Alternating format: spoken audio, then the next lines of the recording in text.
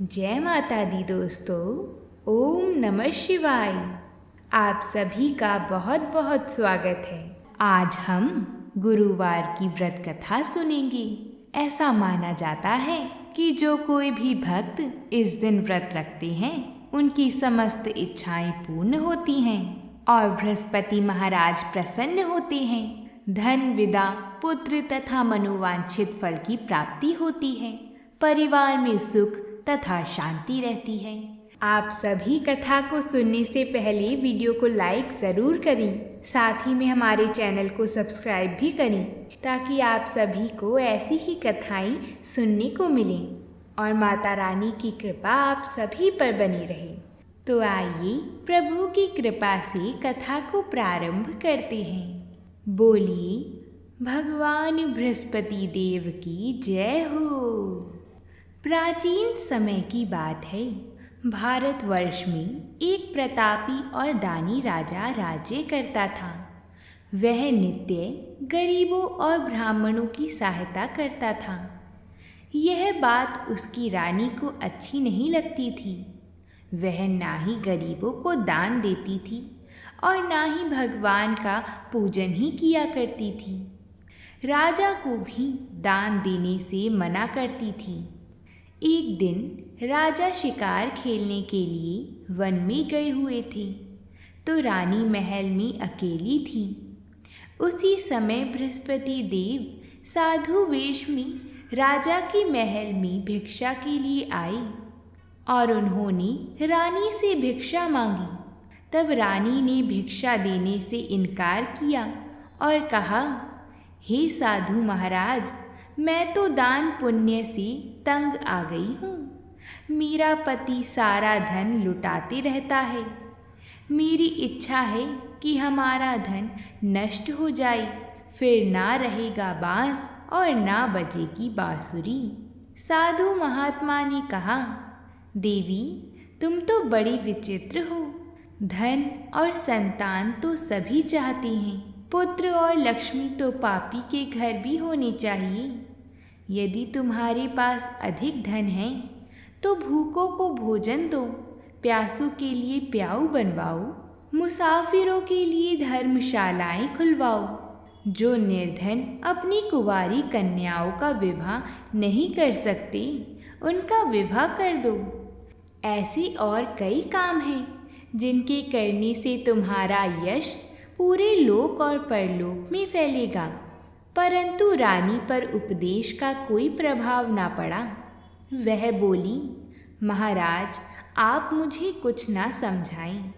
मैं ऐसा धन नहीं चाहती जो हर जगह बांटती फिरूं। साधु महात्मा ने उत्तर दिया, यदि तुम्हारी ऐसी ही इच्छा है तो तथास्तु। तुम ऐसा करना कि बृहस्पतिवार को घर को लीपकर पीली मिट्टी से अपना सिर धोकर स्नान करना, भट्टी चढ़ाकर कपड़े धोना। ऐसा करने से आपका सारा धन नष्ट हो जाएगा।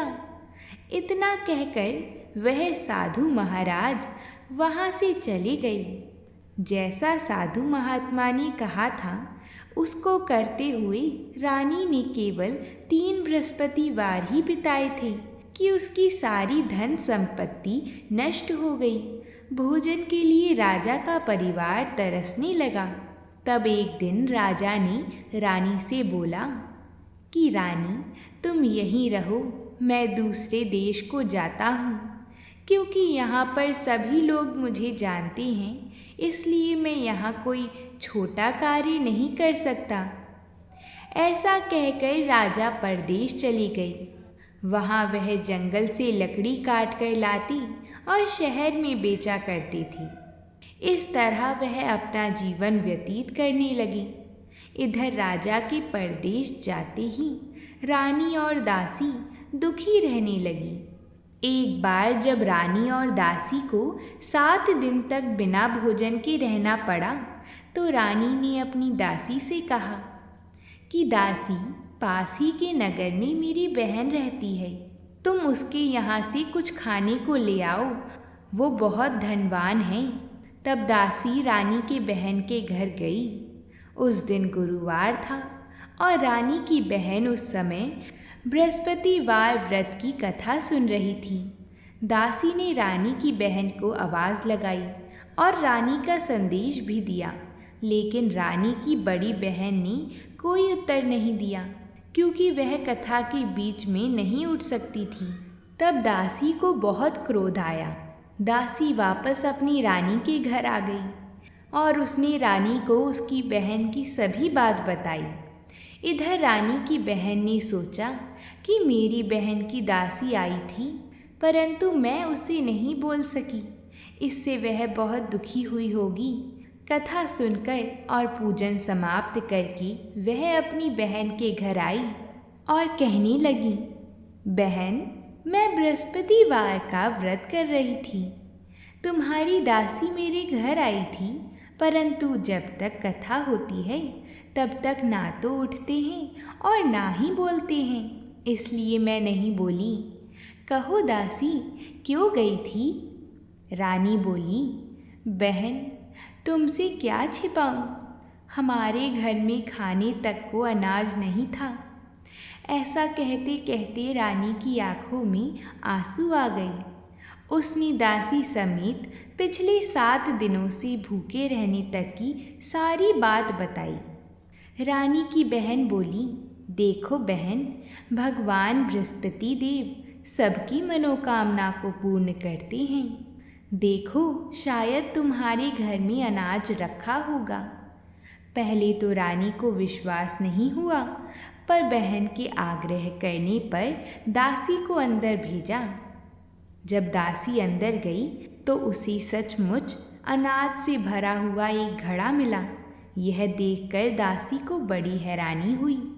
दासी रानी से कहने लगी, रानी साहब, जब हमको भोजन नहीं मिलता तो हम व्रत ही तो करते हैं ना, इसलिए क्यों ना इनसे व्रत और कथा की विधि पूछ ली जाए, ताकि हम भी व्रत कर सकें। तब रानी ने अपनी बहन से बृहस्पतिवार व्रत के बारे में पूछा।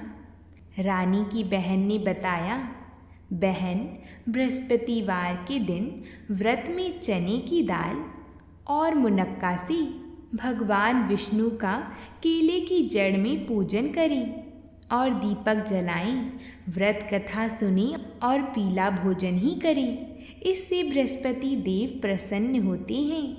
व्रत और पूजन विधि बताकर रानी की बहन अपने घर को लौट आई। 7 दिन के बाद जब गुरुवार आया तो रानी और दासी ने व्रत रखा। घुड़साल में जाकर चना और गुड़ लेकर आई, फिर उससे केले की जड़ और भगवान विष्णु का पूजन किया। अब पीला भोजन कहाँ से आए, इस बात को लेकर दोनों बहुत दुखी थीं, क्योंकि उन्होंने व्रत रखा था, इसलिए बृहस्पति देव उनसे प्रसन्न थे। इसलिए वह एक साधारण व्यक्ति के रूप में 2 थालियों में सुंदर पीला भोजन दासी को दे गई। भोजन पाकर दासी प्रसन्न हुई और फिर रानी के साथ मिलकर ग्रहण किया। उसके बाद वह सभी गुरुवार को व्रत और पूजन करने लगी। बृहस्पति भगवान की कृपा से उनके पास फिर से धन संपत्ति आ गई, परंतु रानी फिर से पहले की तरह आलस्य करने लगी। तब दासी बोली, देखो रानी, तुम पहले भी इस प्रकार आलस्य करती थी। तुम्हें धन रखने में कष्ट होता था, इस कारण सभी धन नष्ट हो गया, और अब जब भगवान बृहस्पति देव की कृपा हुई है तो तुम्हें फिर से आलस आता है। रानी को समझाते हुए दासी कहती है कि बड़ी मुसीबतों के बाद हमने यह धन पाया है, इसलिए हमें दान पुण्य करना चाहिए, भूखे मनुष्यों को भोजन कराना चाहिए और धन को शुभ कार्यों में खर्च करना चाहिए। रानी ऐसी बात सुनकर अपना धन प्रजा के लिए खर्च करने लगी। रानी ने प्याऊ बनवाई, कुंवारी कन्याओं का विवाह करवाया और धर्मशालाएं भी बनवाईं। एक दिन रानी और दासी आपस में विचार करने लगी कि ना जाने राजा किस दशा में होंगे, उनकी कोई खोज खबर भी नहीं है। उन्होंने श्रद्धापूर्वक गुरु बृहस्पति भगवान से प्रार्थना की कि राजा जहाँ कहीं भी हो शीघ्र वापस आ जाएं। उधर राजा परदेश में बहुत दुखी रहता था। वह प्रतिदिन जंगल से लकड़ी बीन कर लाता और उसे शहर में बेचकर अपने दुखी जीवन को बड़ी कठिनता से व्यतीत करता था। एक दिन दुखी होकर अपनी पुरानी बातों को याद करके वह रोने लगा और उदास हो गया। उसी समय राजा के पास बृहस्पति देव साधु के वेश में आकर बोली, हे लकड़हारी, तुम इस सुनसान जंगल में किस चिंता में बैठी हो, मुझे बतलाओ। यह सुनकर राजा के नेत्रों में जल भर आया। साधु की वंदना कर राजा ने अपनी संपूर्ण कहानी सुना दी। महात्मा दयालु होते हैं। वह राजा से बोली, हे राजा, तुम्हारी पत्नी ने बृहस्पति देव के प्रति अपराध किया था, जिसके कारण तुम्हारी यह दशा हुई। अब तुम चिंता मत करो, भगवान तुम्हें पहले से अधिक धन देंगी। देखो, तुम्हारी पत्नी ने बृहस्पतिवार का व्रत प्रारंभ कर दिया है। अब तुम भी बृहस्पतिवार का व्रत करके चने की दाल व गुड़ जल के लोटे में डालकर केले का पूजन करो। फिर कथा कहो या सुनो, भगवान तुम्हारी सब मनोकामना पूर्ण करेंगे।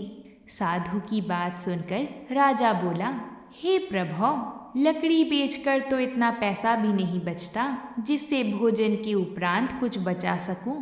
मैंने रात्रि में अपनी रानी को व्याकुल देखा है। मेरे पास कोई साधन नहीं जिससे उसका समाचार जान सकूं। फिर मैं कौन सी कहानी कहूं, यह भी मुझको मालूम नहीं है। साधु ने कहा, मन में बृहस्पति भगवान के पूजन व्रत का निश्चय करो, वह स्वयं तुम्हारे लिए कोई राह बना देंगी। बृहस्पतिवार के दिन तुम रोजाना की तरह ही लकड़ियाँ लेकर शहर में जाना। तुम्हें रोज से दुगना धन मिलेगा, जिससे तुम भली भांति भोजन कर लोगे तथा बृहस्पति देव की पूजा का सामान भी आ जाएगा। जो तुमने बृहस्पतिवार की कहानी के बारे में पूछा है वह इस प्रकार है, तुम इसे ध्यानपूर्वक सुनो। प्राचीन काल में एक बहुत ही निर्धन ब्राह्मण रहता था। उसके कोई संतान न थी। वह नित्य पूजा पाठ करता। उसकी स्त्री ना स्नान करती और ना किसी देवता का पूजन करती। इस कारण ब्राह्मण देवता बहुत दुखी रहते थे। भगवान की कृपा से ब्राह्मण के यहाँ एक कन्या उत्पन्न हुई। कन्या बड़ी होने लगी। प्रातः स्नान करके वह भगवान विष्णु का जप करती थी। ऐसे ही वह बृहस्पतिवार का व्रत भी करने लगी। पूजा पाठ समाप्त करके पाठशाला जाती तो अपनी मुट्ठी में जौ भर के ले जाती और पाठशाला के मार्ग में डालती जाती। लौटते समय वही जौ स्वर्ण के हो जाती तो उनको बीन कर घर ले आती थी। एक दिन वह बालिका सूप में उन सोने के जौ को फटक कर साफ कर रही थी कि तभी उसकी माँ ने देख लिया और कहा कि हे बेटी, सोने के जौ को फटकने के लिए सोने का ही सूप होना चाहिए। दूसरे दिन गुरुवार था। कन्या ने व्रत रखा और बृहस्पति देव से सोने का सूप देने की प्रार्थना की। बृहस्पति देव ने उसकी प्रार्थना स्वीकार कर ली। रोजाना की तरह वह कन्या जौ फैलाती हुई पाठशाला से लौटकर जब वह जौ बीन रही थी तो बृहस्पति देव की कृपा से उसे सोने का सूप भी मिला। उसे वह घर ले आई और उससे जौ साफ करने लगी, परंतु उसकी माँ का वही ढंग रहा। एक दिन की बात है, कन्या सोने के सूप में जब जौ साफ कर रही थी उस समय नगर का राजकुमार वहाँ से निकला। कन्या के रूप और कार्य को देखकर वह उस पर मोहित हो गया। राजमहल आकर वह भोजन तथा जल त्याग कर उदास होकर लेट गया। राजा को जब राजकुमार की इस हालत का पता चला कि उसने अन्न जल त्याग दिया है तो राजा अपने मंत्रियों के साथ अपने पुत्र के पास गया और इस बात का कारण पूछा। राजकुमार ने राजा को उस लड़की के घर का पता भी बता दिया। मंत्री उस लड़की के घर गया। मंत्री ने ब्राह्मण के समक्ष राजा की ओर से निवेदन किया। कुछ ही दिन बाद ब्राह्मण की कन्या का विवाह राजकुमार के साथ संपन्न हो गया। कन्या के घर से जाते ही ब्राह्मण के घर में पहले की भांति गरीबी का निवास हो गया। एक दिन दुखी होकर ब्राह्मण अपनी पुत्री से मिलने गए। बेटी ने पिता की अवस्था को देखा और अपनी माँ का हाल पूछा। ब्राह्मण ने सभी हाल कह सुनाया। कन्या ने बहुत सा धन देकर अपने पिता को विदा कर दिया। लेकिन कुछ दिन बाद ही फिर वही हाल हो गया। ब्राह्मण फिर अपनी कन्या के यहाँ गया और सभी हाल कहा तो पुत्री बोली, हे पिताजी, आप माता को यहाँ लिवा लाओ, मैं उन्हें वह विधि बता दूंगी जिससे गरीबी दूर हो जाएगी। ब्राह्मण देवता अपनी स्त्री को साथ लेकर अपनी पुत्री के पास राजमहल पहुँचे तो पुत्री अपनी माँ को समझाने लगी, हे माँ देखो, तुम प्रातः काल स्नान आदि करके विष्णु भगवान का पूजन करो तो सब दरिद्रता दूर हो जाएगी। परंतु उसकी माँ ने उसकी एक भी बात नहीं मानी। वह प्रातः काल उठकर अपनी पुत्री की बची झूठन को खा लेती थी। एक दिन उसकी पुत्री को बहुत गुस्सा आया। उसने अपनी माँ को एक कोठरी में बंद कर दिया। फिर प्रातः उसे स्नान आदि करा के पूजा पाठ करवाया तो उसकी माँ की बुद्धि ठीक हो गई। इसके बाद वह नियम से पूजा पाठ करने लगी और प्रत्येक बृहस्पतिवार को व्रत करने लगी। इस व्रत के प्रभाव से मृत्यु के बाद वह स्वर्ग को गई। वह ब्राह्मण भी सुखपूर्वक इस लोक का सुख भोग कर स्वर्ग को प्राप्त हुआ। इस तरह कहानी कहकर साधु बने देवता वहां से अंतर्ध्यान हो गए। धीरे धीरे समय व्यतीत होने पर फिर बृहस्पतिवार का दिन आया।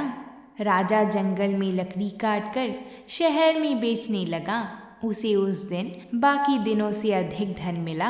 राजा ने चना गुड़ आदि लाकर बृहस्पतिवार का व्रत किया। उस दिन से उसके सभी कलेश दूर हो गए। परंतु जब अगले गुरुवार का दिन आया तो वह बृहस्पतिवार का व्रत करना भूल गया। इस कारण बृहस्पति भगवान नाराज हो गए। उस दिन उस नगर के राजा ने विशाल यज्ञ का आयोजन किया था तथा अपनी समस्त राज्य में घोषणा करवा दी थी कि सभी मेरे यहाँ भोजन करने आवे, किसी के घर में भी चूल्हा ना जले। इस आज्ञा को जो ना मानेगा उसको फांसी दे दी जाएगी। राजा की आज्ञा अनुसार राज्य के सभी वासी राजा के भोज में सम्मिलित हुए। लेकिन लकड़हारा कुछ देर से पहुंचा, इसलिए राजा उसको अपने साथ महल में ले गए। जब राजा लकड़हारे को भोजन करा रहे थे तो रानी की दृष्टि उस खुटी पर पड़ी जिस पर उसका हार लटका हुआ था। उसे हार खुटी पर लटका दिखाई नहीं दिया। रानी को निश्चय हो गया कि मेरा हार इस लकड़हारे ने चुरा लिया है। उसी समय सैनिक बुलवाकर उसको जेल में डलवा दिया गया। लकड़हारा जेल में विचार करने लगा कि ना जाने कौन से पूर्व जन्म के कर्म से मुझे यह दुख प्राप्त हुआ है, और जंगल में मिले साधु को याद करने लगा। तत्काल बृहस्पति देव साधु के रूप में प्रकट हो गए और कहने लगे, अरे मूर्ख, तूने बृहस्पति देवता की कथा नहीं की, उसी कारण तुझे यह दुख प्राप्त हुआ है। अब चिंता मत कर, बृहस्पतिवार के दिन जेल खाने के दरवाजे पर तुझे 4 पैसे पड़े मिलेंगे। उनसे तू बृहस्पतिवार की पूजा करना तो तेरा सभी कष्ट दूर हो जाएगा। अगले बृहस्पतिवार के दिन उसे जेल के द्वार पर 4 पैसे मिले। राजा ने पूजा का सामान मंगवाकर कथा कही और प्रसाद बांटा। उसी रात्रि में बृहस्पति देव ने उस नगर के राजा को स्वप्न में कहा, हे राजा, तूने जिसे जेल में बंद किया है उसे कल छोड़ देना, वह निर्दोष है। राजा प्रातः काल उठा और खुटी पर हार टंगा देखकर लकड़हारे को बुलाकर क्षमा मांगी तथा राजा के योग्य सुंदर वस्त्र आभूषण भेंट कर उसे विदा किया। गुरुदेव की आज्ञा अनुसार राजा अपने नगर को चल दिया। राजा जब नगर के निकट पहुंचा तो उसे बड़ा ही आश्चर्य हुआ कि नगर में पहले से अधिक बाग, तालाब और कुएं तथा बहुत सी धर्मशालाएं, मंदिर आदि बने हुए हैं। राजा ने पूछा कि यह किसका बाग और धर्मशाला है? तब नगर के सब लोग कहने लगे कि यह सब हमारी रानी और दासी द्वारा बनवाए गए हैं। राजा को आश्चर्य हुआ और गुस्सा भी आया कि उसकी अनुपस्थिति में रानी के पास धन कहाँ से आया होगा। जब रानी ने यह खबर सुनी कि राजा आ रही हैं, तो उसने अपनी दासी से कहा, हे दासी, देखो तो जरा, राजा हमको कितनी बुरी हालत में छोड़ के गए थे। वह हमारी ऐसी हालत देखकर लौट ना जाएं, इसलिए तू दरवाजे पर खड़ी हो जा।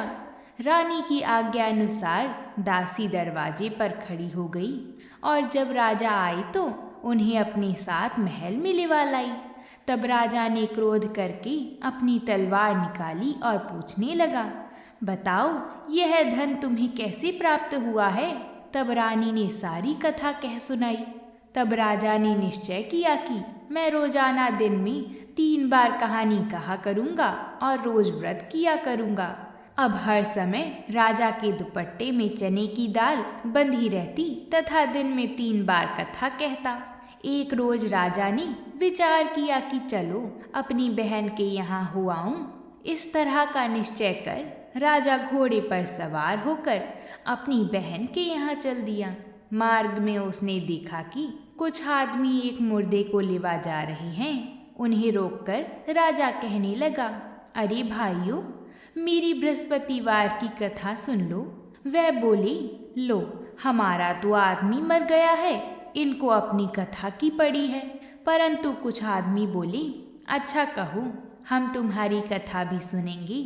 तब राजा ने दाल निकाली और कथा कहनी शुरू कर दी।